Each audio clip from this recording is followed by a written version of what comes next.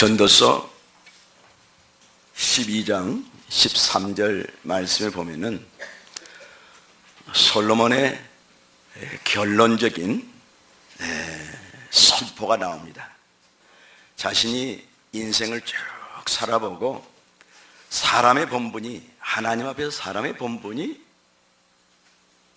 바로 이것이구나, 바로 이것이구나, 헛되고 헛된 것이 인생인 것을 아주 절실하게 깨닫는 말씀이 전도서 말씀이죠. 전도서 말씀이죠. 하나님이 없는 인생은 정말 헛되고 헛되도다. 그것을 머리부터 발끝까지 아주 뼈저리게 깨달은 말씀이 이 전도서 말씀입니다. 전도서 말씀입니다. 그런데 이 전도서 말씀의 결론이 뭐냐? 그러면 어떻게 우리가 이 헛된 인생을 의미 있게 보낼 수 있는가? 의미 있게 살 수 있는가? 그것이 바로 하나님을 경외하는 것과 그분의 명령을 따르는 것이구나. 이 두 가지로 정확하게 요약을 합니다. 사람의 본분이 무엇이며 하나님을 경외하는 것과 그분의 명령을 따르는 것이다. 이게 전도서 12장 13절 말씀에 나와 있는 것입니다. 사실은 이 성경 말씀의 선포는 솔로몬 그만이 듣는 그가 듣는 말씀으로 끝나지 않습니다. 모든 인류가 정말 들어야 할 말씀입니다. 모든 인류가 이 말씀 앞에 모든 인류가 굴복을 해야 되는 것입니다. 진화론자들의 끝이 무엇인지 압니까? 그게 허무주의입니다. 허무주의입니다. 모든 것이 헛되도다입니다. 실존주의가 철학적 실존주의가 세계의 지성 세계를 이렇게 뒤덮기 전에 바로 그 앞에 찾아온 것이 뭐냐? 바로 이 허무주의였습니다. 허무주의였습니다. 여러분들 허무주의 철학자, 문학가 하면 떠오르는 사람이 있지요. 까뮤가 떠오르지요. 까뮤라는 철학자가 허무주의를 얘기했습니다. 허무주의를 얘기했습니다. 그런데 이게 어디서 옵니까? 하나님을 자신들의 인생에서 완전히 부인해버리고 하나님의 주인 되심을 거절했을 때 우리에게 오는 것이 바로 무엇입니까? 그게 허무주의입니다. 세상에서 아무 의미가 없는 것이 내 인생이구나. 그것입니다. 하나님을 몰아내는 것이, 하나님의 주인 되심을 부인하는 것이 얼마나 무서운 일인지 우리가 그걸 깨달아야 됩니다. 깨달아야 됩니다. 저도 한때는 믿음을 부인하려고 했습니다. 하나님을 잘 따르다가 믿음을 부인하고자 하는 때가 두 번 있었습니다. 한 번은 예수님을 이제 내 인생의 의미와 목적으로 깨닫고 정말 예수님 안에 내 생명의 의미와 목적이 있구나, 그 기쁨으로 열심히 달려갔는데 한순간 눈에 보이는 이 세상이 제 눈을 가리웠습니다. 진리에 대해서 가리우고, 이 세상이 지금 옳은 것이다, 대중들이 가는 길이 옳은 것이다. 가만히 보니까 이 생명의 의미가 예수님께 있다 하는 이런 믿음을 가지고 가는 사람들은 소수였습니다. 대부분의 사람들은 그 반대편으로 가고 있었습니다. 하나님 없이 살아가고 있는 사람들의 그 대부분의 사람들의 모습. 그러면서 제 삶 속에 잠깐 회의가 찾아 들어온 것입니다.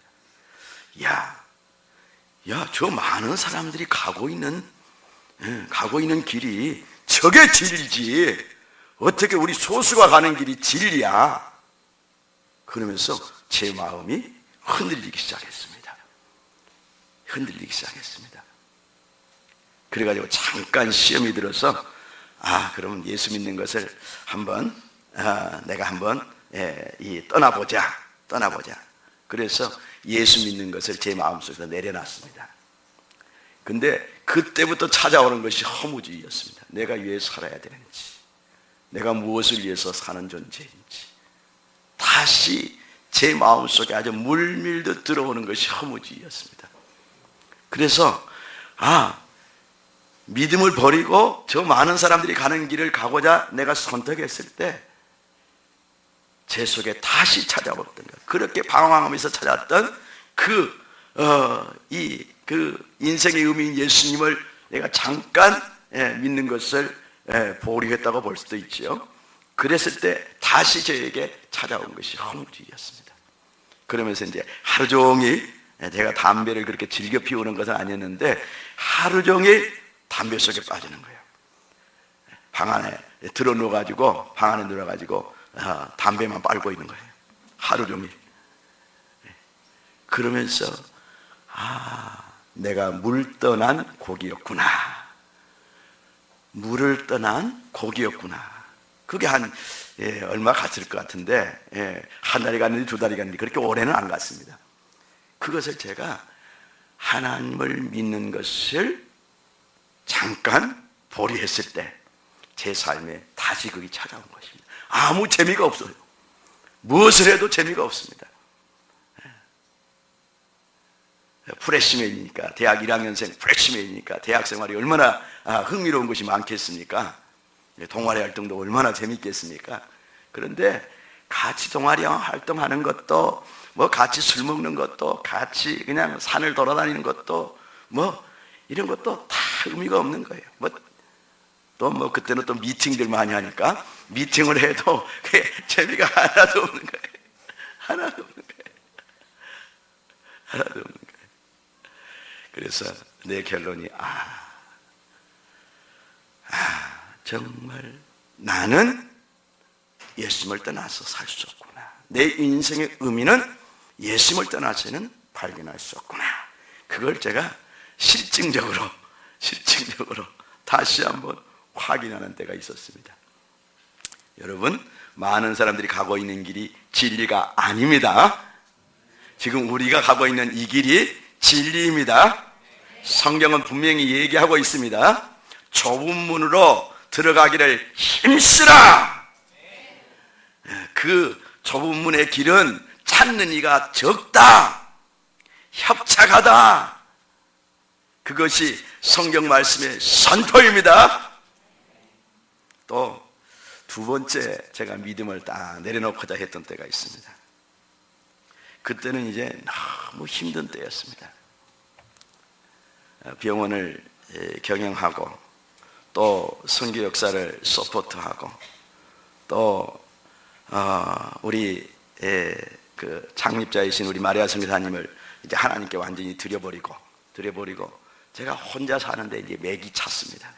맥이 다 찼습니다. 맥이 다 차가지고 더 이상은 못 살겠더라고요. 더 이상은 하나님, 더 이상은 내가 견딜 힘이 없습니다. 그래서 이제 방황을 많이 했습니다. 사람들한테는 내가 얘기할 수 없고 내 내면에서만 방황을 했습니다. 아무도 모르게 방황을 했죠. 그래서 무등산 저 팔각정에 올라가서 저 무등산 이 골짜기들을 바라보면서 그 자연 속에서 뭔가 쉼을 얻고 뭔가 하나님의 사랑을 느끼고 싶고 그랬습니다. 그런데 잠시 그것이 유한이 제 마음속에 유한이 되어졌습니다.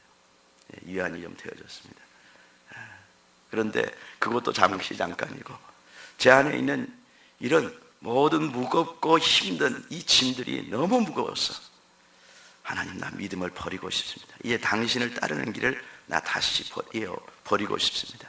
나 안 따르겠습니다 하고 어느 호숫가에서 제가 이제 그때는 아마 밤이었을 것 같아요. 병원 근무 끝나고 차를 어디 호숫가에 이제 막 그날도 방황을 좀 했습니다. 차를 타고 방황을 하다가 어느 호숫가에 앉아서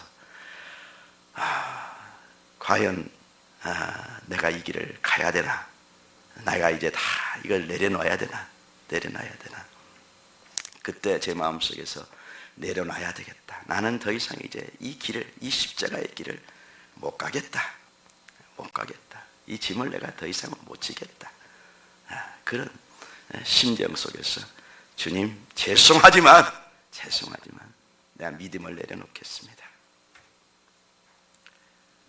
이렇게 결심을 하고 그렇게 고백을 했습니다. 근데 그 고백에 하는 순간 성령께서 제 앞에 한 장면을 쫙 보이신 거예요. 성령께서 제 앞에 한 장면을 쫙 보이신 거예요. 그 호수 위에 얼음이 두껍게 얼어가지고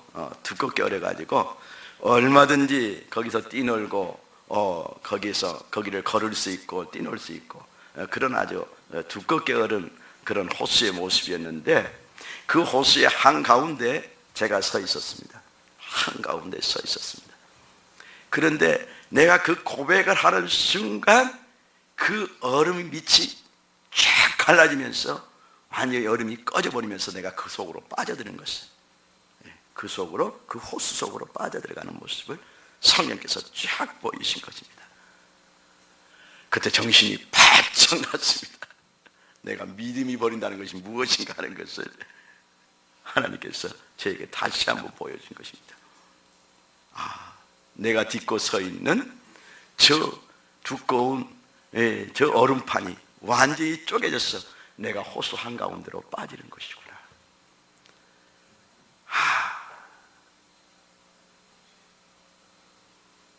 그때 아주 정신이 바짝 들었습니다. 네가 믿음이 무엇인다는 것이, 믿음을 버린다는 것이 무엇인지 아니? 너의 삶의 토대가 완전히 무너지는 거야. 저 얼음판이, 더 두꺼운 얼음판이 무너진 것처럼 네가 딛고 서 있는 너의 삶의 토대가 완전히 다 무너지는 거야. 이런 메시지였습니다. 그때 정신이 바짝 들면서, 주님, 제가 아무리 힘들어도 제가 이 길을 가겠습니다. 아무리 힘들어도 제가 당신을 믿는 믿음의 토대 위에서 제가 살아가겠습니다.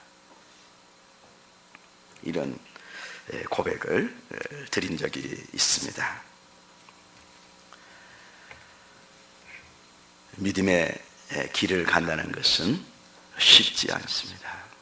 이렇게 때로는 세상 유혹 때문에 또 우리 육신의 눈에 보이는 이 세계가 전부인 것처럼 우리의 생각과 마음을 휘어잡아 버리기 때문에 우리가 믿음의 길을 벗어날 수도 있습니다.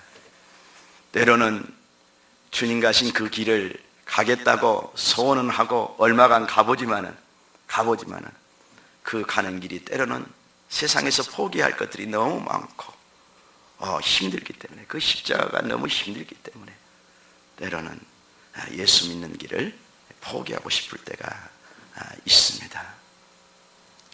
우리 가는 길이 그런 길입니다. 그런데 성경은 바로 사람의 본분, 저와 여러분의 본분, 또 지금 예수를 알거나 모르거나 하는 모든 인류의 본분이 바로 하나님을 경외하는 것과 그분의 명령을 따르는 것이라고 분명하게 말씀하고 있는 것입니다. 하나님을 경외하게 되면은 그분의 명령을 따르게 되겠지요. 하나님을 경외하게 되면은 그분의 명령을 따르게 되겠지요. 그렇지요. 이것이 우리 그리스도인들이 가야 할 길입니다. 여러분들이 겁없이 하나님을 경외하십니까? 했을 때 아멘 했잖아요. 이게 겁없는 대답이에요. 겁없는. 그러나 여러분들이 그런 사람이 되고 싶습니다, 이런 고백으로 하나님 앞에 올라간 줄 믿습니다. 믿습니다. 하나님을 경외한다는 말이 그러면 무엇을 의미할까? 우리는 오늘 말씀을 통해서 이것을 한번 정확하게 짚어보는 것이 좋을 것 같습니다. 첫 번째, 하나님을 경외한다는 의미입니다. 첫 번째 의미는요, 하나님의 말씀을 사모하는 자가 되는 것입니다. 하나님의 말씀을 사모하는 자가 되는 것입니다. 하나님의 말씀을 사모하는 자가 될 때 우리가 하나님을 경외하는 자가 되는 것입니다.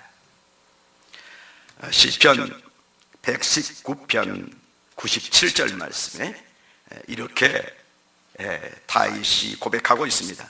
내가 주의 법이 바로 하나님의 말씀이죠. 내가 주의 법을 어찌 그리 사랑하는지요.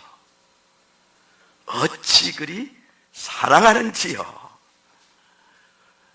우리 앞에 네 분 은집사님들이 딱 앉아 계십니다. 우리 기로 성도님 은집사님이 됩니다. 한 칸 앞으로 오면 금집사님이 되고요.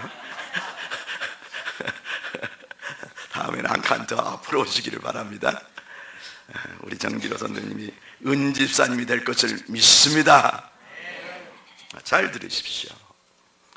하나님의 말씀을 사모하는 자가 되는 것입니다. 다윗이 그런 고백을 하는 것입니다. 내가 주의 법을 어찌 그리 사랑하는지요. 내가 그것을 종일 작은 소리로 읊조리나이다. 주의 법이 너무나 사랑스럽기 때문에 그 말씀을 암송해가지고 하루 종일 읊조리면서 다니는 것입니다. 우리 영봉 집사님이 40일 새벽 기도를 완주를 딱 하시고, 하나님 저에게 준 것이 무엇입니까? 한편에서는 손에 지금 눈에 딱 보이게 주어진 것이 없으니까 잠시 실망을 하셨겠지만은, 무엇이 생겼습니까? 읊조림이 생겼잖아요. 기도가 생겼고, 무엇이든지 하기 전에 기도가 생겼고, 하나님의 말씀을 읊조리는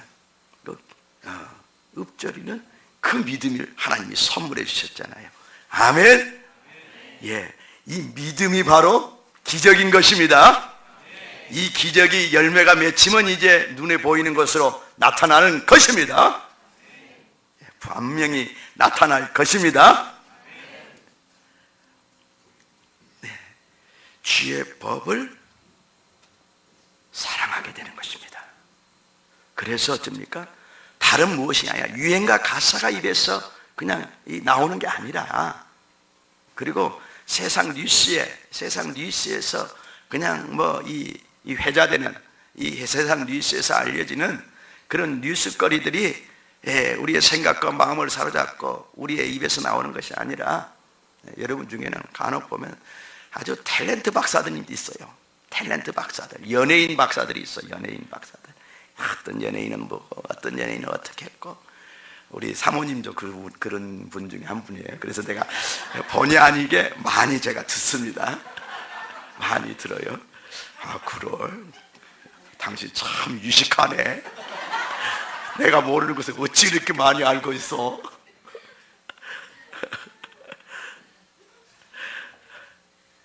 그러는데 그 연예인 박사가 되는 것이 아니고, 뭐 스타들이 이름을 외우고 그들의 일상생활에 대해서 얘기하는 게 아니고, 정말 하나님의 말씀이 우리의 생각과 마음을 사로잡고 우리의 입술에서 아주 그렇게 읊조려지는 것입니다. 읊조려지는 것입니다. 더 나아가서 다윗의 고백이 또 103절에 나와 있습니다. 119편 103절에 보면은 주의 말씀의 맛이 내게 어찌 그리 단지요 내 입에 꿀보다 더 다나이다. 송이꿀보다 더 다나이다. 아마 꿀 중에서 송이꿀이 당시에는 가장 달콤한 꿀이었을 것 같습니다. 그런데 가장 달콤한 송이꿀보다 더 달콤한 맛이 하나님의 말씀의 맛이었습니다. 말씀의 맛이었습니다. 다윗이 하나님을 경외하는 자였기 때문에 그분의 입에서 나오는 그 말씀이 그처럼 사랑스럽고 그처럼 달콤한 것이었습니다. 요즘 사람들이 많이 모이는 그런 모임이 어떤 모임인가 하고 보니까 입시 설명회 하면은 그냥 사람들이 인산인해를 이루어가지고 그렇게 사람들이 모여들더라고요. 그래서 우리 교회에서도 부흥을 하려면 입시 설명회를 좀 했으면 좋겠다. 유명한 강사들을 불러다가 입시에 대해서 아주 능통한, 통한 그런 사람들을 불러다가 주소랑 선교계에서 입시 설명회가 있습니다. 그러면 아마 광주 시내 학부모들과 학생들이 다 모여올 것 같답니다. 모여올 것 같습니다. 그 입시에 대해서 뭔가 길잡이가 되는 한마디라도 듣고자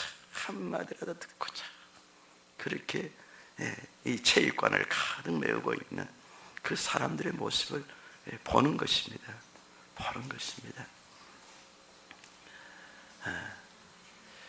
바로 그러한 모습, 그 하나 정보를 얻기 위해서, 그 한 가지 정보를 얻기 위해서 그렇게 취도 마다하지 않고 거리도 마다하지 않고 그렇게 찾아가는 그 모습이 바로 하나님의 말씀을 사모하는 모습이에요. 그 모습이 하나님의 말씀을 사모하는 것으로, 사모하는 열정으로 그렇게 표현되어야 되는 것입니다.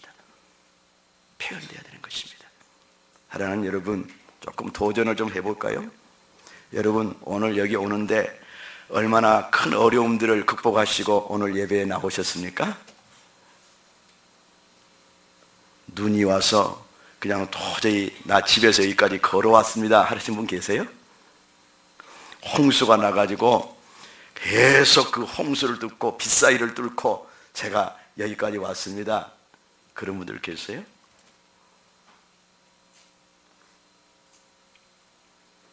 사실은요, 우리가 말씀을 사모하되 바로 그렇게 사모해야 되는 것입니다. 예배를 사모하되 그렇게 사모해야 하는 것입니다. 지금도 우리 중국에 있는 지하교회 성도들은 그렇게 신앙생활합니다. 말씀 한마디를 듣기 위해서, 그리고 예배 한번 드리기 위해서 생명을 내걸고 수십 리길을 걸었어. 자전거를 타고 또는 걸었어.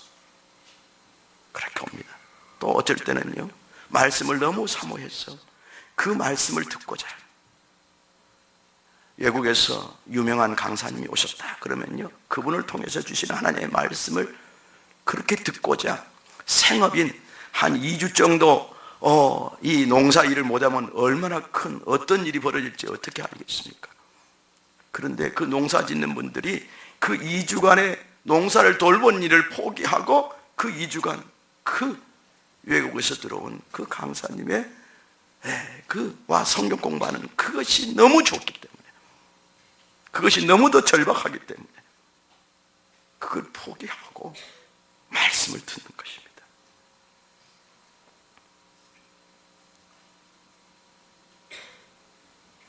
우리 대한민국 교회들도 어려웠을 때 그렇게 했습니다. 6.25, 또 구한말, 우리가 해방돼서 이런 6.25를 겪으면서 어려운 시절에 그렇게 말씀을 갈망하면서 살았습니다.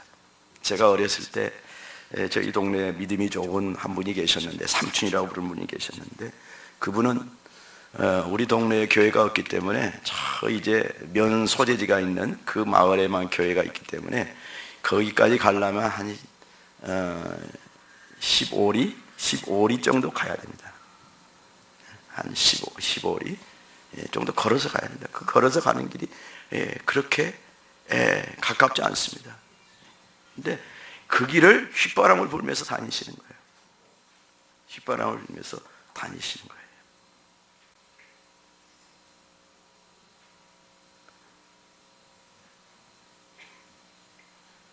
사랑하는 여러분, 우리가 지금 얼마나 편안하게 신앙생활을 하고 있는지 우리가 그걸 깨달았으면 좋겠습니다. 깨달았으면 좋겠습니다. 그래서 우리가 그 어려움 속에서 하나님의 말씀을 들으면 들을수록 정말 하나님의 말씀이 얼마나 소중한지를 깨닫게 되는데, 우리가 어려움이 없이 이렇게 듣게 되기 때문에 하나님의 말씀이 그렇게 소중하게 느껴지지 않는 것입니다. 그러나 우리 CLF, 우리 주스랑 선교계 성도님들은 다를 것을 믿습니다. 이제 눈이 오나 비가 오나 여러분들이 예배를 사모하고, 그리고 정말 말씀을 사모하는 어떤 상황 속에서도 내가 새끼 밥 먹는 것보다 더 소중한 것이 말씀을 먹는 것이구나, 내 영을 살리는 하나님의 말씀을 먹는 것이구나, 이것을 여러분들이 한번 도전해 보시기를 주의 이름으로 축원합니다. 하나님을 경외한다는 것은 첫 번째로 이와 같이 하나님의 말씀을 사모하는 것입니다. 입시 설명회, 거리도 상관없이, 날씨도 상관없이 그 자녀의 입시에 대한 한 가지 정보에 대한 그 갈망 때문에 그 모든 것을 극복하고 그 주위에 이 체육관에 모여드는 그 사람들 이상으로 하나님의 말씀을 사모하는, 갈망하는 그러한 자가 하나님을 경외하는 자인 것입니다. 그러면 하나님의 말씀을 그렇게 우리가 사모할 이유가 무엇입니까? 하나님의 말씀 속에서 우리의 생명이 나오기 때문에 그렇습니다. 하나님의 말씀 속에서 생명이 나오기 때문에 그렇습니다. 여러분들이 믿음을 잃지 않고 이 믿음을 굳게 붙들고 살아갈 수 있는, 한 주간을 살아갈 수 있는 그러한 삶이 어디서 나오는지 아닙니까? 그게 바로 말씀을 붙들 때 나오는 것입니다. 말씀을. 여러분들이 오늘 예배에 참석해서 이 한 주간의 삶의 가장 핵심적인 말씀을 붙들지 않으면 한 주간을 여러분들의 영의 생명을 정말 굳건하게 지켜낼 수가 없는 것입니다.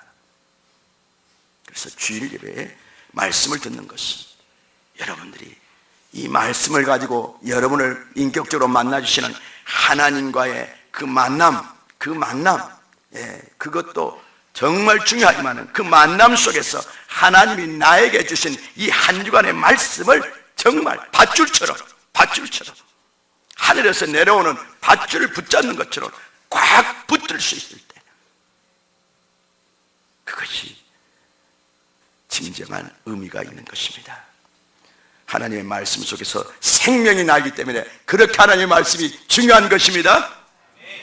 두 번째는 여러분들이 이번 주에 또는 오늘 아니면 내일 하나님께서 나에게 무엇을 원하시는가?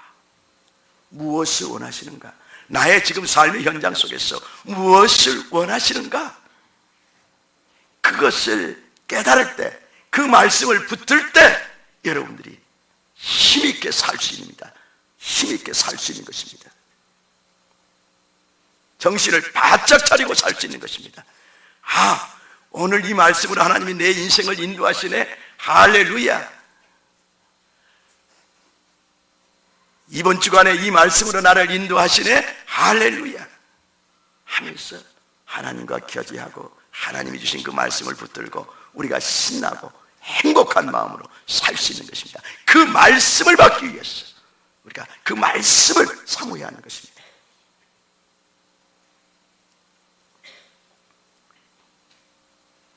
바로 내 삶의 의미와 목적이 날마다 분명해지는 것입니다. 아주 분명해지는 것입니다. 제 안에 가장 큰 갈망은 그겁니다. 하나님, 제가 가야 할 길이 어떤 길입니까? 우리 교회가 가야 할 길이 어떤 길입니까? 올해도 말씀해 주십시오. 이달에도 말씀해 주십시오. 이 한 주간에도 말씀해 주십시오. 오늘 하루에도 말씀해 주십시오. 그 말씀이 없이 희미하거나 그 말씀이 주어지지 않으면 너무 힘듭니다. 내가 가야 할 길이 어딘지를 모르기 때문에 너무 힘듭니다.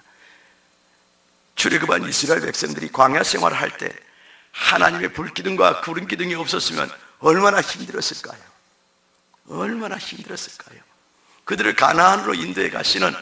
그 불기둥과 구름기둥이 없었으면 얼마나 힘들었을까요? 그들은 너무 많이 방황을 했을 것입니다. 바로 우리가 말씀을 사모하는 이유는 날마다 그 구름기둥, 불기둥을 붙드는 것입니다. 그걸 바라보는 것입니다. 내가 어디로 가야 합니까? 지금 어디로 가고 있습니까? 이 방향이 아주 분명하게 되는 것입니다. 오늘 하루에 주신 하나님의 뜻이 아주 분명해진 것입니다. 그래서 우리가 그 하나님의 뜻과 마음을 사모하기 때문에 하나님의 말씀을 그렇게 사모하는 것입니다. 아멘. 예. 그래서 여러분들이 하나님의 말씀을 사모하는 자가 되기를 주의 이름으로 축원합니다. 두 번째는 하나님의 말씀을 거룩한 두려움으로 대하는 자입니다. 막연한 어떤 공포, 마귀는요 우리에게 막연한 공포를 줍니다. 제가 신앙 초기에 마귀가 주는 공포를 몇 번 경험한 적이 있는데요 정말 사시나무 떨듯 떨게 만들어요. 한여름에도요 그냥 사시나무도 떨게 만듭니다. 그게 공포입니다. 마귀가 주는 공포입니다. 또 마귀가 주지 않더라도 어떤 세상에서 내가 헤쳐나갈 수 없는 어려운 일이 부딪히고 나는 이제 죽었구나, 나는 이제 망했구나, 그런 어떤 순간에 우리가 부딪힐 때 많은 불안과 두려움이 오죠. 그런데 그러한 불안이나 그런 두려움 말고요, 마귀가 주는 그런 공포 말고요, 거룩한 두려움이 있습니다. 거룩한 두려움. 하나님의 말씀을 이 거룩한 두려움으로 대하는 자가 하나님을 경외하는 자입니다. 경외하는 자입니다. 오늘 말씀의 요절 말씀이 바로 그겁니다. 하나님을 경외하는 자의 모습을 여러분은 바로 느헤미야 8장 5, 6절에서 발견하게 되는 것입니다. 에스라가 모든 백성 위에 서서 그들 목전에서 책을 펴니 책을 펼 때에 모든 백성이 일어서니라. 모든 백성이 일어서니라. 감히 앉아서 들을 수가 없는 것입니다. 그래서 이 성경책을 펼 때, 그 율법책을 펼 때 바로 모두가 다 일어난 것입니다. 한 5만 명 정도가 모여있는데 그 5만 명 되는 그 회중이 다 일어서서 하나님의 말씀 앞에 무릎을 꿇는 것입니다. 이 경외하는 모습입니다. 에스라가 위대하신 하나님 여호와를 송축하며 바벨론 포로된 데서 또 그 페르시아에 흩어진 곳에서 예루살렘으로 자신들을 돌아오게 하셔서 이 성전을 다시 짓게 하시고 성벽을 이렇게 다시 52일 만에 완성하게 하신 그 하나님의 깊은 섭리, 그 위대한 섭리를 깨닫고 에스라가 하나님께 송축할 때, 하나님을 송축할 때 온 백성이 손을 들고 아멘, 아멘, 아멘, 아멘, 아멘 이렇게 응답하고 몸을 굽혀 얼굴을 땅에 대고 여호와께 경배하니라. 하나님 앞에 자연스럽게, 너무도 자연스럽게 무릎을 처음 꿇는 것입니다. 하나님의 말씀을 경외하는 이스라엘 백성들의 모습, 하나님의 말씀을 들을 때 경외하는 그 말씀 앞에 정말 무릎을 꿇고 아멘으로 응답하는 이 이스라엘 백성들의 모습, 이것이 바로 하나님을 경외하는 자들의 모습인 것입니다. 출애굽기 말씀에 보면은 출애굽기 20장 18절에서 21절, 24장 9절에서 11절, 15절부터 18절의 모습에 보면, 이 말씀에 보면은요, 하나님이 얼마나 두려운 분이신가 하는 것이 너무도 잘 나타나 있습니다. 시내산에 이제 머물고 있는 한 200만 정도 되는 이스라엘 백성이 그 시내산에 임하시는 하나님의 그 임재 앞에 너무나 그 임재가 너무나 두려웠어요. 그분의 거룩한 임재가 너무 두려웠어요. 직접적으로 말씀 듣는 것이 너무나 두려웠습니다. 그래서 모세, 당신이 얘기해 주십시오. 당신의 얘기를 우리가 듣겠습니다. 하나님이 우리에게 직접 말씀하지 않게 해 주십시오. 하나님이 먼저 그렇게 말씀하십니다. 이런 거룩한 두려움 가운데 두려움으로 임재하셔서 이스라엘 백성에게 쭉 십계명을 선포하시고 모든 이 법도, 모든 법들을, 구체적인 생활상의 법도들을 쭉 말씀하십니다. 그리고 이제 마지막에 다시 한번 하나님께서 이스라엘 70장로들하고 같이 그 신의 산으로 올라오라 합니다. 근데 그때는 한없는 사랑으로 그들을 대하십니다. 그 70장로들이 앉아있는 그곳이 정말 하나님의 보좌 앞이었습니다. 보좌 앞이었습니다. 마치 청명한 하늘 같더라. 거기서 그들이 먹고 마시고 했지만은 하나님이 그들을 손대지 아니하셨더라. 하나님께서는 그 거룩한 임재를 먼저 나타내 주시고, 감히 피조물이 얼굴을 들어 쳐다볼 수 없을 만큼, 감히 피조물이 이 귀를 열어 그분의 음성을 들을 수 없을 만큼 그런 두려움으로 임하셨지만 말씀을 다 선포하시고 나서는 사랑으로 모세와 아론과 제사장들과 그 70인 장로들을 사랑으로 대하십니다. 그들이 그 청명한 이 하늘 같은 그 하나님의 임재 속에서 이제 먹고 마시고 교제하게 됩니다. 하나님이 그들을 다 사랑으로 품어주신 것입니다. 바로 그 속에서 우리는 거룩한 두려움이 무엇인가 하는 것을 알 수가 있는 것입니다. 사랑하고 존경하지만 하나님을 사랑하고 존경하지만 동시에 두렵고 떨리는 마음을 갖는 것이 바로 하나님을 경외하는 마음인 것입니다. 오늘날 우리 그리스도인들 가운데서 이 하나님을 경외하는 것을 보기가 어렵습니다. 그러나 우리 교회는 정말 하나님을 경외하는 교회로 나가야 됩니다. 저는 이 말씀을 준비하면서 내가 이 하나님을 경외하는 교회로 이끌어가야 할 이 책임이 있는데 이것을 내가 목숨 걸고 해야 되겠구나. 하나님의 권위를 땅에 떨어뜨리고 하나님의 권위가 세상에서 지팔시키게 만드는 그런 오늘날 세태에서 정말 하나님의 권위가 추상같이 서 있고 그러면서 사랑하고 존경하고 그분을 따르는 그런 교회의 모습, 그런 성도들로 어쩌든지 내가 목숨 걸고 가야 되겠구나. 그걸 제가 깨닫습니다. 사랑하는 여러분, 도와주시겠죠? 그렇게 같이 갑시다. 아멘. 예.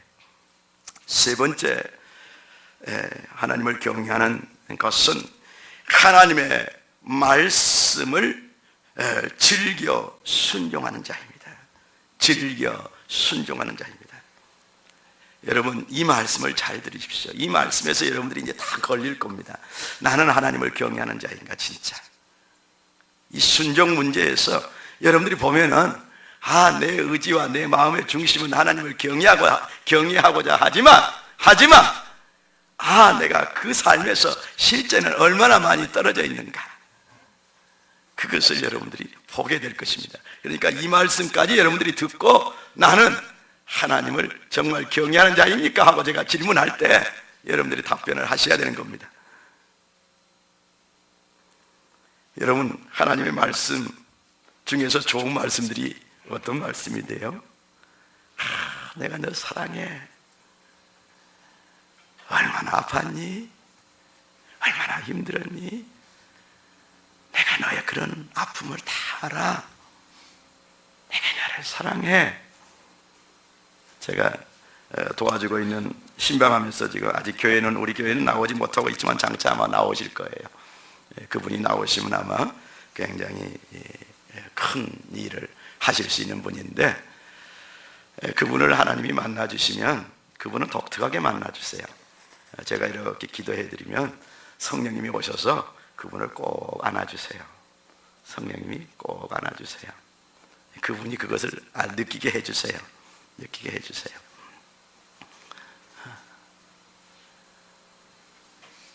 이것으로 얼마나 성령님의 사랑이 포근하고 좋은지, 포근하게 좋은지 그것을 계시해 주시는 겁니다.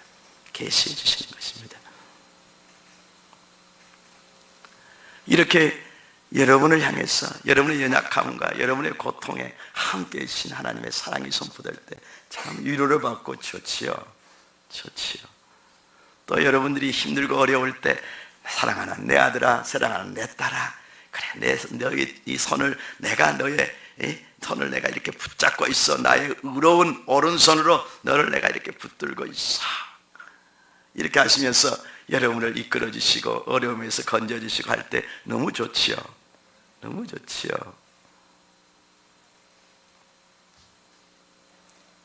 그리고 사랑하는 아들아, 사랑하는 딸아, 내가 너의 인생에 이러한 비전을 갖고 있어. 이런 아름다운 꿈을 갖고 있어.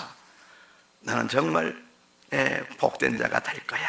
이 복에 대한 말씀들이 선포될 때 얼마나 여러분들의 마음이 막 녹아집니까? 하나님 그러세요? 하나님 정말 저에게 그런 복된 비전을 주고 계세요? 여러분들의 그 예언적인 은사의 세계 속에서 여러분들 한 사람 한 사람을 향해서 하나님께서 말씀하신 걸 이렇게 들으면 제 마음도 막 녹아집니다. 축복에 대한 말씀을 비전을 보여주시고 그렇게 말씀하시면 너무너무 좋아요. 저도 제가 경영하는 주서랑 의원에 대한 하나님의 그 복된 계시들이 몇 번 있었는데 맨 처음 시작할 때 하나님께서 어떤 그 조그마한 그 신장병을 앓고 있는 어린아이를 데려오는 학부형인데 그분에게 하나님께서 꿈에 계시를 해주셨어요. 꿈에 계시를 해주셨습니다. 그 주서랑원의 장래의 비전에 대해서 한 25년도 더 지난 얘기인데 근데 얘기해 주셨습니다. 그때 저는 그걸 딱 마음에 담아뒀습니다. 그런데 이 일이 언제 이루어지나? 그런데 최근에 또 전혀 예수를 안 믿는 분이에요. 전혀 예수님을 안 믿는 분인데 그분이 병원에서 치료받다가 이 주사 맞으면서 치료받다가 한 꿈을 꿨는데 이게 주사랑 꿈을 꿨어요. 이분이. 그리고 내 꿈을 꿨어요. 내 꿈. 원장 꿈을 꿔줬어요. 그런데 그분이 얘기해 주는 그 주사랑 의원에 행하신 하나님의 일이 너무너무 복된 것입니다. 내가 우리 사모님한테 얘기했더니 당신 좋겠어. 당신 시원하겠어 마음이. 예. 복에 대한 말씀을 주실 때 복에 대한 내 장래에 대해서 하나님께서 이렇게 이 비전을 주실 때 우리 마음이 너무 행복합니다. 그런데 이 다 좋은데 이러한 하나님이 축복하실 수 있는 길로 우리가 가는 그 길은 십자가의 길입니다. 십자가의 길입니다. 하나님께서 그 복을 갖고 계세요. 그 복된 비전을 이루어질 수 있는 분이고 정말 그런 복된 뜻을 갖고 계세요. 그런데 그 가는 길, 그렇게 하나님은 하실 수 있도록 우리가 믿음으로 반응하면서 가는 길은 십자가의 길입니다. 자기를 부인하고 자기 십자가를 지고 예수님을 따르는 길입니다. 거기서 이 길에서 좌르나 우르나 치우치지 않는 길이에요. 꼭 그 길밖에 없어요. 그런데 이제 바로 그 복을 주시기 위해서 우리를 이끌어 가시는 그 십자가의 길, 이 길을 가라는 주님의 말씀 앞에서는 우리가 이제 걸리는 겁니다. 그 길 안 가고 하나님 나 복 주세요. 그러면 주님께서 뭐라고 말씀하시겠어요? 너 복 받지 말고 살아라. 그냥 살아. 생긴 대로 살아라. 네 수준에서 그냥 살아라. 그렇게 말씀하시지 않겠어요? 그러하면 또 어떻게 말씀하시겠어요? 우상에게나 가봐라. 마귀는 복 잘 줄 거야. 네가 망해도, 망하는 길을 가더라도 그냥 복만 주겠다 하면은 네가 하늘 영생의 길에 들어가지 못해도 영원한 생명, 구원과 영생을 잃어버려도 세상에서 잘되게 해주는 것은 마귀도 할 수 있다. 마귀도 할 수 있다. 예수님도 그런 시험 당하셨잖아요. 천하 만국의 영광을 쫙 보여주면서 절한 자리만 해라. 나에게 절한 자리만 해라. 그러면 이 천하 만국의 영광을 너에게 다 줄게. 근데 예수님께서 거절했지요. 사단아, 내게서 물러가라. 주 너의 하나님 한 분에게만 나는 경배할 것이다. 이렇게 말씀하시죠.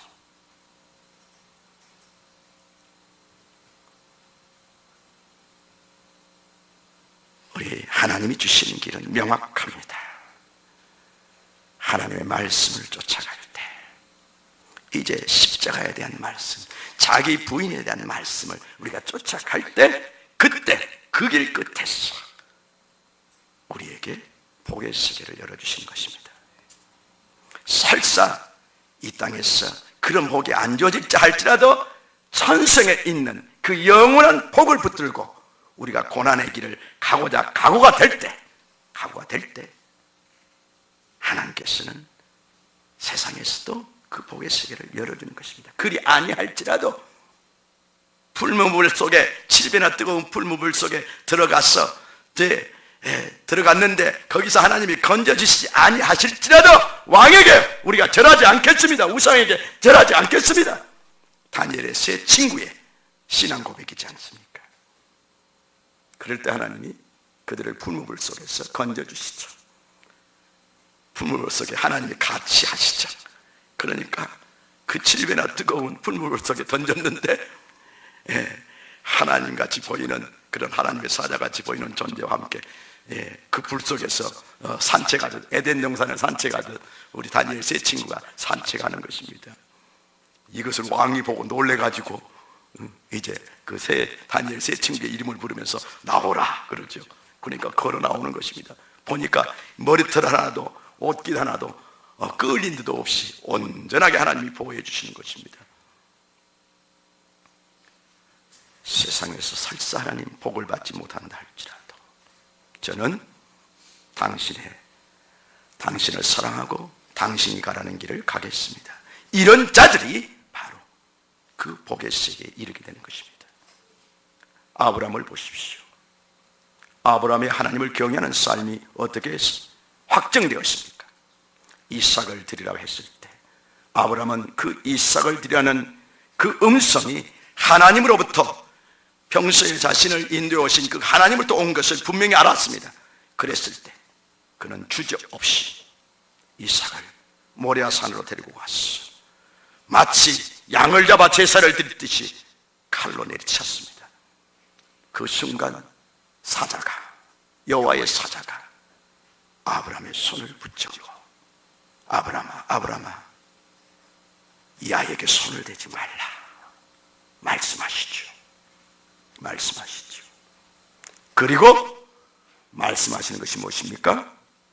아브라함아 이제야 네가 나를 경외하는 줄 알겠노라. 하나님은 아브라함의 믿음과 순종을 다 아시죠. 이미 알죠. 다 마음을 다 아시죠.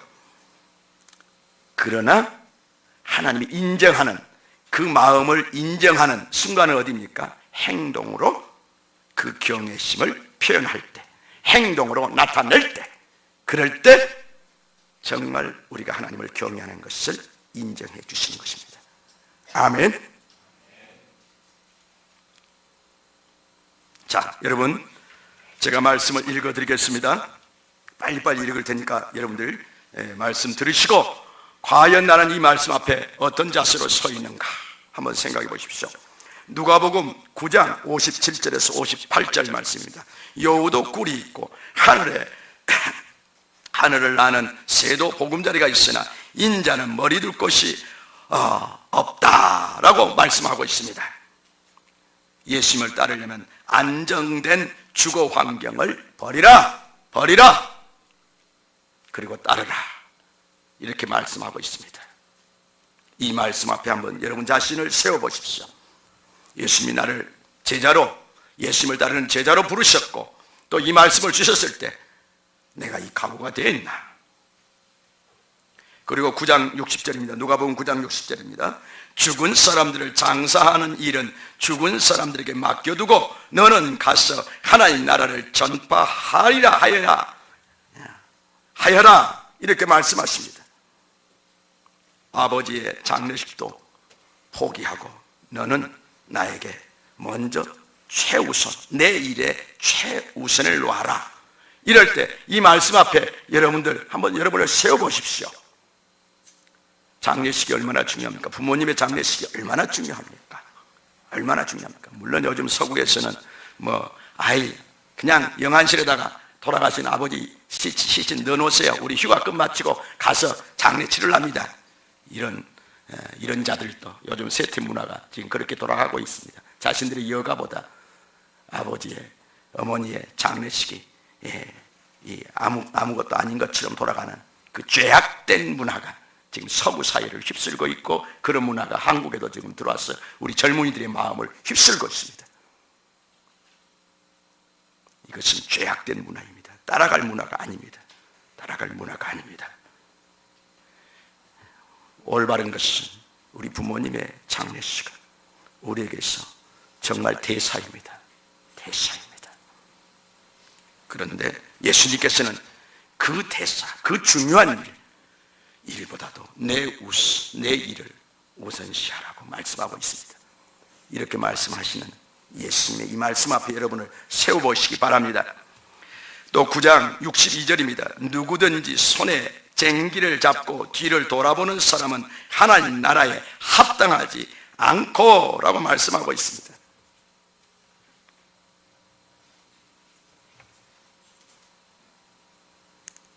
쟁기를 잡고 앞만 보고 가야지 뒤를 돌아보지 말라는 얘기입니다. 세상 유혹, 세상 것에 대해서 이제 버렸던 세상 것에 대해서 뒤돌아와서 미래를 갖지 않고 앞만 보고 가는 길이 제자의 삶입니다. 오늘날 그리스도인들의 삶입니다. 이걸 요구하십니다. 그래서 전폭적인 헌신을 요구하는 것입니다. 전폭적인 헌신을 요구하는 것입니다. 이 말씀 앞에 여러분들 한번 세워보세요. 내가 과연 하나님 나라에 합당한 자인가? 자꾸 뒤를 돌아오면서 노새의 아내처럼 뒤를 돌아오면서 소금 기둥이 될 인생을 살고 있는가? 여러분들 심각하게 받아야 됩니다. 우리가 세상 유혹에 빠지면 결국 구원에서 떨어지는 것입니다. 자꾸 뒤를 돌아보면요, 그 미련에 사로잡히면요, 이제 노새처같이 구원에서 떨어지는 것이에요. 떨어지는 것입니다. 이 말씀 앞에 여러분을 세워보시기 바랍니다. 그리고 누가복음 14장 26절에서 27절 말씀은 조금 더 강력한 말씀입니다. 누구든지 내게로 오는 사람은 자기 아버지와 어머니와 아내나 자식이나 형제나 자매뿐만 아니라 심지어 자기 목숨까지도 미워하지 않으면 내 제자가 될 수가 없다 말씀하고 있습니다. 우리에게 가족이 얼마나 중요합니까? 아버지가 얼마나 중요하고 어머니가 얼마나 중요합니까? 그리고 또 아내가 얼마나 중요합니까? 남편이 얼마나 중요합니까? 자녀들이 얼마나 중요합니까? 자녀들이 얼마나 중요합니까? 또 형제나 자매들이 얼마나 중요합니까? 그리고 마지막 내 목숨은 얼마나 중요합니까? 최후의 보루는 내 목숨이지 않습니까? 그래, 아내까지도 버렸습니다. 아버지도 버렸습니다. 자식도 버렸습니다. 사랑하지만 버렸습니다. 사랑하지만 다 버렸습니다. 사랑하지만 형제 자매도 버렸습니다. 그러나 마지막 버릴 수 없는 것, 마지막 보루로 남는 것이 내 생명이지 않습니까? 내 생명이지 않습니까? 내 생명까지도 미워하지 않으면, 반대로 말하면 내 생명보다 탁월한 사랑으로 예수님을 사랑하지 않으면 내 생명을 사랑하는 것보다 더 탁월한 사랑으로 예수님을 사랑하지 않으면 내 제자가 될 수 없다, 이렇게 말씀하고 있는 것입니다. 이 말씀 앞에 한번 여러분 자신들을 세우시기 바랍니다. 그리고 누가복음 9장 23절 말씀에 아무든지 나를 따라오려거든 자기를 부인하고 자기 십자가를 지고 나를 따를 것이니라. 오늘 우리 중고등부에 귀한 자매 한 사람이 나왔는데, 고등학생들이 요즘 얼마나 공부에 지칩니까? 그래서 주일날 오전만은 그냥 좀 늦잠도 자고 마음껏 좀 잠도 좀 자고 부족한 잠도 자고 쉬고 싶지요. 쉬고 싶지요. 그런데 그걸 이기고 나왔습니다. 그걸 이기고 나왔습니다. 저하고 우리 내걸성 교사님하고 우리 문 목사님하고 그 집을 신방에서 예배를 드려줬거든요. 그러면서 하나님 앞에 도리가 무엇인지, 이제 최근에 예수님을 영접했습니다. 그분들도 이제 우리 교회에 나오실 거예요. 지금 전도가 이렇게 지금 되고 있습니다. 나오실 거예요. 그런데 그러니까 처음에 엄마가 그래 내 딸 그래 너 주일 오전에 가서 예배 좀 드렸으면 좋겠다. 그러니까 엄마 내가 어떡해 나 못 일어나 못 일어나 이렇게 하는 거예요. 그런데 오늘 보니까 이 예배에 참석했습니다. 할렐루야. 예. 늦잠 자고 싶은 거, 그 오전에 쉬고 싶은 마음, 그런 마음과 그 지친 육체를 부인해야 예배에 참석할 수 있는 겁니다. 우리는 뭐 이제 이렇게 숙달이 잘 되었고 훈련이 잘 되어 있기 때문에 나오는 게 어렵지 않을 수 있습니다. 그러니까 처음 또 그런 생활에 젖어든 사람들, 정말 주일날 아침은 늦잠 자는 날로 딱 그냥 새겨져 있는 사람들은 이거 너무 힘든 거예요. 과거에 저도 그랬습니다. 저도 주일날 오전 아침에는 좀 늦잠 좀 자자. 그게 너무 힘들었습니다. 근데 요즘은 우리 사역자들 지금 뭐 이제 이 주일학교랑 이렇게 하려니까 일찍 나와야 되잖아요. 그래서 우리 주일학교 섬기는 우리 선생님들 내가 참 위대하다. 나라면 못했을 건데 그런 마음을 갖습니다. 이게 구체적으로 자기 부인입니다. 이 아이가 늦잠 자고 싶고 쉬고 싶은 마음을 접고 하나님을 첫째로, 내가 하나님을 첫째로 섬기는 것이 예배라고 하니까 그래 아직 다 모든 것을 깨닫지 못하지만 이제 내가 실천해야 되겠구나. 그럴 때 그 작은 자기 부인을 해야만이 예배에 참석할 수 있는 것입니다. 오늘 그 일을 우리 한 아이가 하는 것을 봤습니다.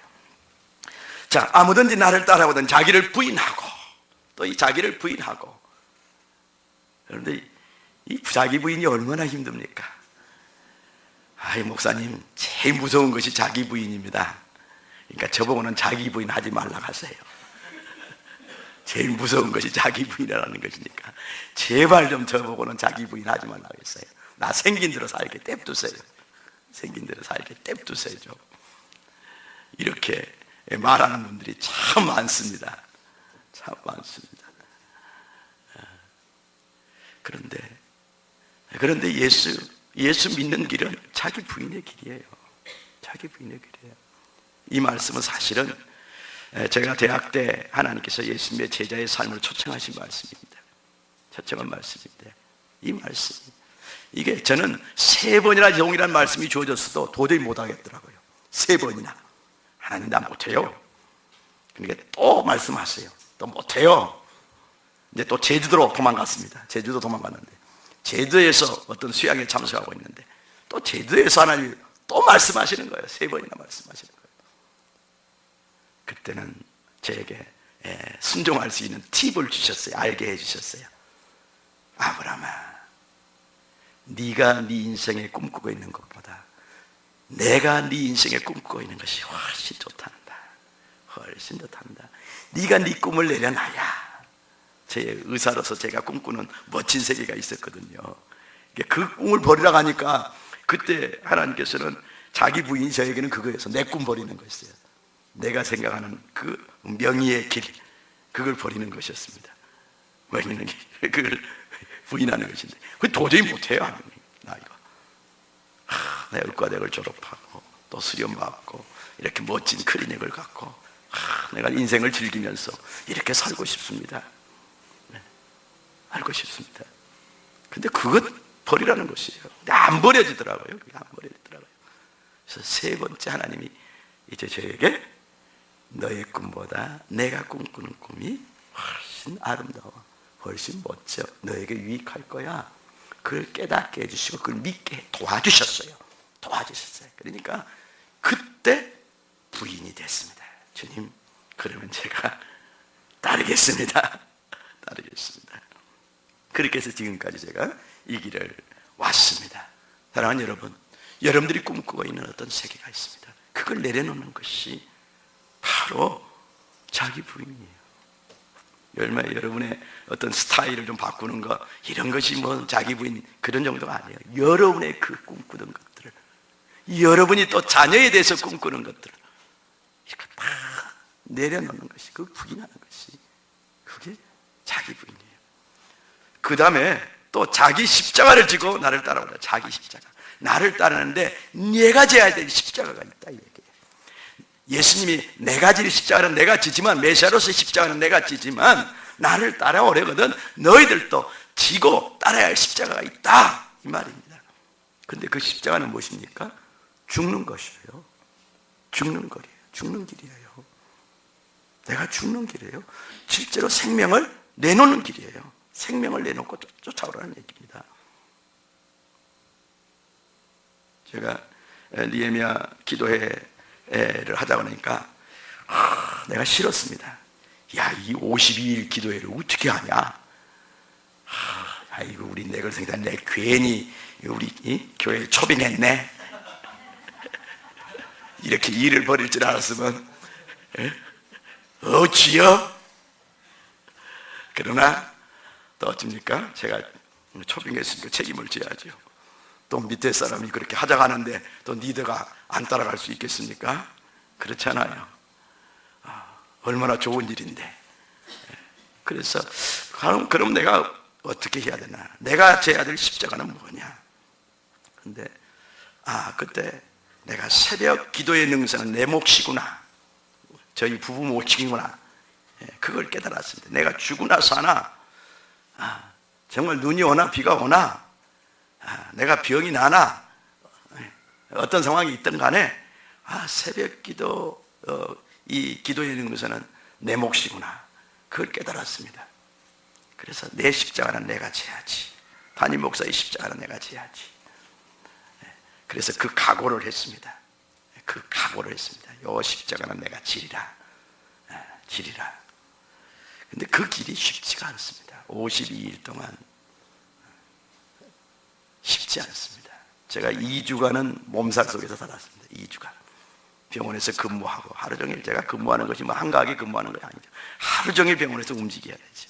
하루 종일 내가 움직여야 돼. 점심 잠깐 먹는 시간 말고는, 그리고 한 10분, 15분 정도 쉬는 시간 말고는 하루 종일 움직여야 되지. 그게 쉽지 않습니다. 그러니까 몸살이 났어요. 한 2주간은 몸살 속에서 났습니다. 하루는 제가 몸살로 인해서 이 괴종 여기 알람을 맞춰놓고 잤는데 알람 소리도 듣지 못하고 깨지를 못했습니다. 그러니까 우리 사모님이, 착한 사모님이 우리 목사님 잠깐 자라고 나가서 혼자 하고 오리라고, 얼마나 마음이 좋으신지 모르겠어요. 그러니까 살짝, 나 모르게 살짝 갔다 오셨더라고요. 근데 제가 화가 났어요. 당신이 내가 져야 할 십자가를 당신이 어떻게 지냐고. 담임 목사가 져야 될 십자가는 내가 져야 된다고, 내가 져야 된다고. 그러니까 나를 깨워서, 독한 마음으로 나를 깨워서 데리고 가야 그게 당신이 해야 될, 나를 통역차를 해주는 것이라고. 그래서 그날 밤에는 내가 밤에 나와서 했습니다. 밤에 나와서 회개하는 마음으로 밤에 나와서 했습니다. 근데 하나님께서 감사한 것은 우리 광건사님, 마음 좋으신 우리 광건사님을 또 새벽기도 용사로 또 불러주셨어요. 그러니까 새벽기도의 능선도 지키고 저녁기도 능선도 지키고, 또 형수 집사님은 새벽밖에 나올 수 없는 분이기 때문에 또 저희 동역자가 되셨습니다. 지금까지 이 두 분이 한 번씩 빠졌어. 한 번씩. 우리 두 부부만 모여서 하는 것은 이틀밖에 없었어요. 그러니까 얼마나 대단한 것입니까? 이렇게 얼마나 대단해. 너무 대단한 것입니다. 그런데 내가 제 담임 목사라서 져야 될 십자가를 지겠다 하고 가는 길이 새벽기도 감당하는 것이 쉽지가 않아요. 쉽지가 않아요. 이거 자기 부인뿐만 아니라 내가 져야 될 십자가는 내가 각오해야 돼요. 내가 병이 나도 하겠다. 내가 어떤 어려움이 있어서 내가 해야 되겠다. 그런 아주 각오를 하지 않으면 내 십자가를 지고 내가 따라갈 수가 없습니다.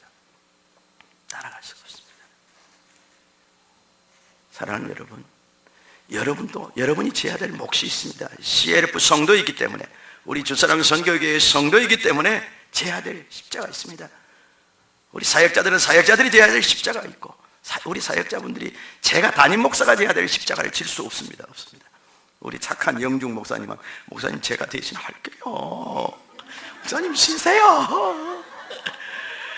그 마음은 너무 고맙지만은 자네가 내가 져야 할 십자가를 자네가 질 수 없어.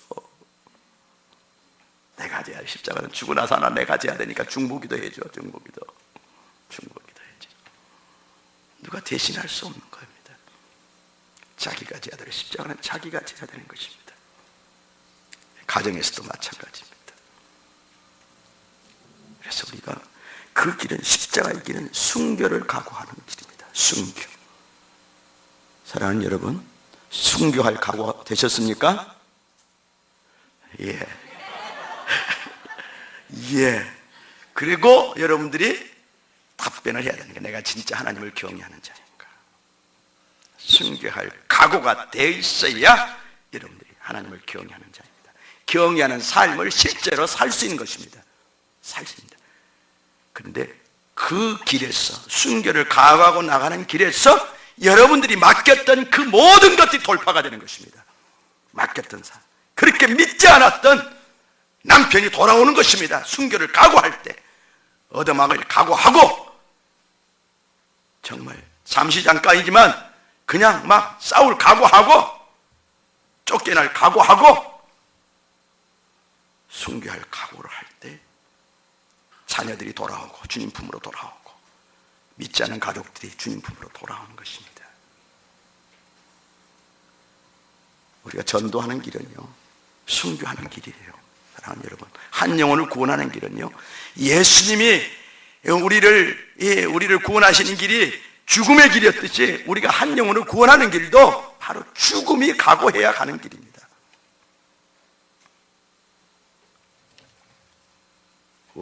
우리 사역자분들, 우리 목사님 잠깐 조금 우리 교회가 좀 부흥할 기미가 있는데 다 불 꺼버리라고 그러시네. 그렇게 지금 또 내가 그런 소리를 좀 듣게 생겼습니다. 지금 그러나 해야 될 것은 해야 되겠습니다. 주여.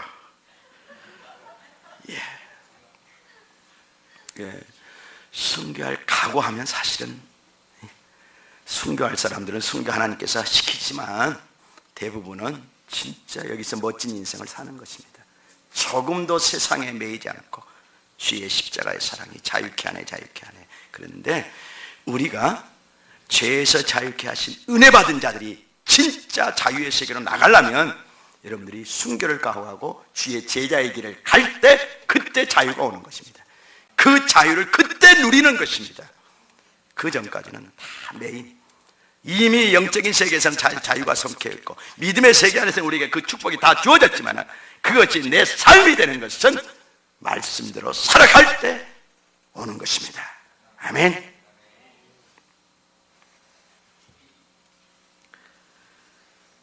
목숨까지 내놓아야 되고, 자기 십자가를 지고 예수님을 따라할 때 우리가 하나님을 경외하는 것입니다. 마가복음 10장 17절에 보면은, 선한 선생님이여 내가 무엇을 하여야 영생을 얻으리까? 정말 젊은 관원이었고 아주 부자였습니다. 그리고 어렸을 때부터 십계명을 다 지킨 자였습니다. 예수님께 이렇게 물으니까 십계명을 지키라 그랬습니다. 그러니까 다 지켰습니다. 그렇게 답변합니다. 그러니까 그 사람의 마음속에 있는 그 진심을 예수님께서 보셨습니다. 그래서 그 사람을 사랑하고 그를 보시고 사랑하사 그를 보고 사랑하사, 그리고 말씀하십니다. 내게 아직도 한 가지 부족한 것이 있으니 가서 내게 있는 것을 다 팔아 가난한 자들에게 주라. 그리하면 하늘에서 보화가 내게 있으리라. 그리고 와서 나를 따르라. 가난한 자들에게 다 네 소유 다 팔아서 가난한 자에게 나눠주라. 그러면 네가 영생을 얻게 된다. 지금 한 가지 부족한 것이 그거였습니다. 소극적 의미에서 십계명은 다 철저하게 지킨 사람입니다. 그러나 적극적인 의미에서 정말 가난한 자들에게 소유를 팔아서 나눠주는 것을 하지 못했습니다. 그런데 이 사람에게 이것을 요구하시는 거예요. 예수님이 이걸 요구하는 거예요. 제가 요구하는 것이 아니라 예수님이 요구하신다고요. 예수님이. 우리 내거성 기사님, 우리 문 목사님, 지금 예수님이 요구하시는 거예요. 담임 목사님이 요구하는 것이 아니라. 알겠습니까? 이 분명한 삶을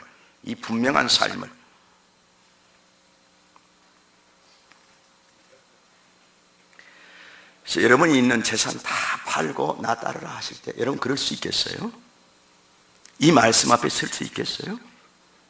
우리 정기로 선생님 은집사 되는 것은 이 길이에요. 그러니까 지금 생각 잘 해보세요. 주사랑 선교의 성도가 된다는 것은 이 길이에요. 그러니까 잘못 생각해서는 빨리 도망치세요. 더 사랑에 매이기 전에 빨리 도망치세요. 이거 잘못 걸렸구나.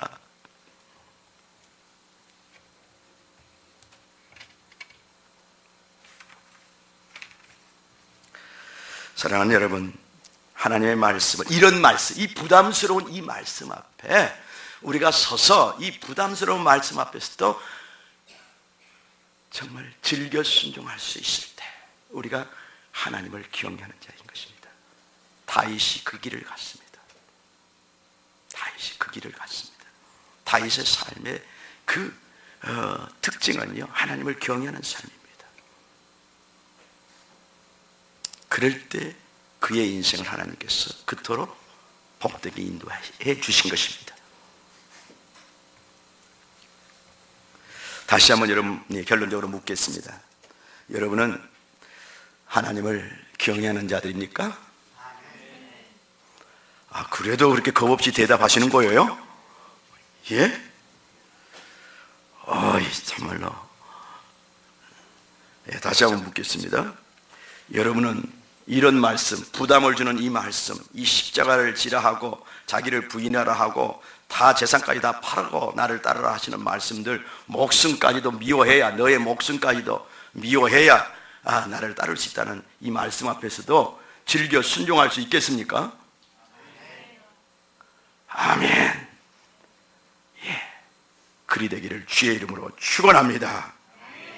우리 모두 이 하나님을 경외하는 삶을 살아갑시다. 우리 교회가 가야 할 길은 이 길입니다.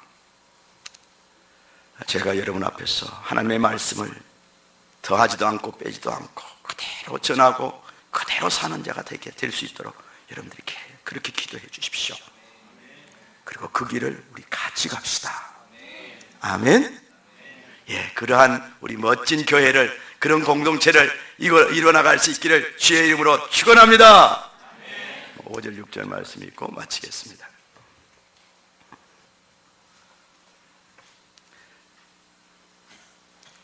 시작.